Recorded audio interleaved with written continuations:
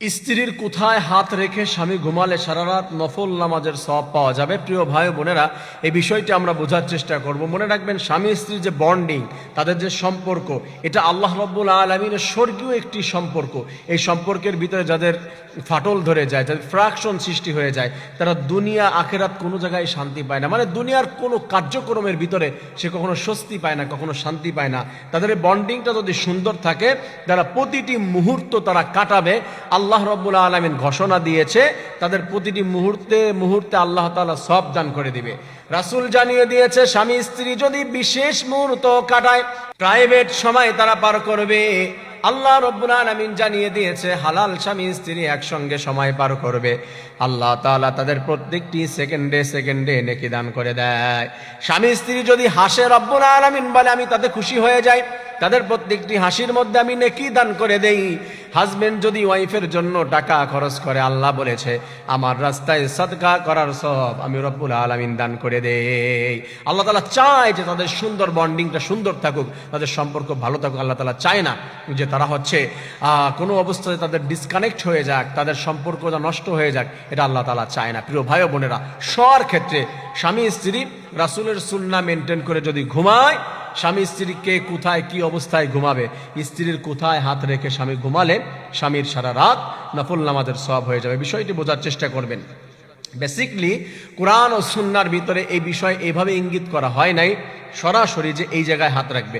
হতে পারে স্ত্রী যেখানে হাত রাখলে সে খুশি হয়, তার হাতে হাত রাখলে যদি খুশি হয়, যদি গায়ে হাত রাখলে খুশি হয়, ডানার উপরে হাত রাখলে খুশি হয়, যদি মুখের উপরে বা চুলের উপরে হাত রেখে ঘুমালে, যেইখানে রেখে সে ঘুমালে খুশি হয়, এইভাবে তাকে খুশি করার জন্য সেই জায়গায় হাত রাখবে, সেই অবস্থায় থাকবে। যেমন কুরআনুল কারীমের ভিতরে বলে দেওয়া হয়েছে, ওয়াশিরুহুন্না বিল মারুফ, আল্লাহ বলেছেন তাদের সঙ্গে সুন্দর আচরণ করো, সুন্দর ব্যবহার করো, সুন্দর ভাষায় কথা বলো, ভালোবাসা দিয়ে কার্যক্রম করো। এইখানে যা কিছু হবে আল্লাহর ভালোবাসা অনুযায়ী। এভাবে যদি তুমি করতে পারো, আমার বান্দা বান্দি শুনো, তোমরা যা কিছু করবে রাসূলের সুন্নাহ অনুযায়ী, রাসূলের আদর্শ অনুযায়ী ওযু অবস্থায় 2 রাকাত নামাজ আদায় করে তোমরা যদি পবিত্র বিছানার উপরে দোয়া দুরূদ পড়তে পড়তে, রাসূলের শানে দুরূদ পড়তে পড়তে, জিকির করতে করতে ঘুমিয়ে যাও, দুজন দুজনকে ভুলে গিয়ে ভালোবাসা প্রদর্শন করে যদি এক জায়গায় এক কম্বলের নিচে ঘুমিয়ে যাও, রব্বুল আলামিন বলে শুধু স্ত্রীর বা শুধু স্বামীর নয়, দুজনেই সারা রাত ইবাদত করলে যেই সওয়াব, রব্বুল আলামিন তাদের আমলনামায় সেই সওয়াব দান করে দেয়। আল্লাহ তাআলা বলে আমি আল্লাহ তাদের জন্য ফেরেশতা নাজিল করে দেই। আল্লাহ তাআলা আরো বলেন যে ফেরেশতারা তাদের জন্য দোয়া করে। আল্লাহ আরো বলেন তাদের জন্যই ফেরেশতারা দোয়া করতে থাকে, মাগফিরাত কামনা করতে থাকে।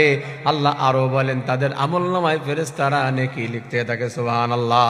আমার প্রিয় ভাই বোনেরা, তার জন্য স্বামী স্ত্রী যে যেমন করে খুশি হয়, আরেকজনের যদি কষ্ট না হয়ে যায়, কোনো ডিস্টার্ব মনে না হয়, তাহলে একজন একজনের প্রতি ভালোবাসা প্রদর্শন করবে। এটার জন্য আমার রব খুশি হয়ে যায় এবং তাদেরকে এটাকে জান্নাতে যাওয়ার কারণ হয়ে দাঁড়াতে পারে। এজন্য স্বামী স্ত্রী দুজন দুজনকে ভালোবাসবে, দুজন দুজনকে বুঝবে। এটা রব্বুল আলামিনের ওয়াদা, রব্বুল আলামিনের অর্ডার। আমার প্রিয় ভাই বোনের, আল্লাহ তাআলা প্রত্যেকটি বন্ধনকে, প্রত্যেকটি বন্ডিংকে জান্নাতি পরিবার, প্রত্যেকটি বন্ডিংকে জান্নাতি বন্ডিং আল্লাহ রব্বুল আলামিন কবুল করে নিন, আমিন।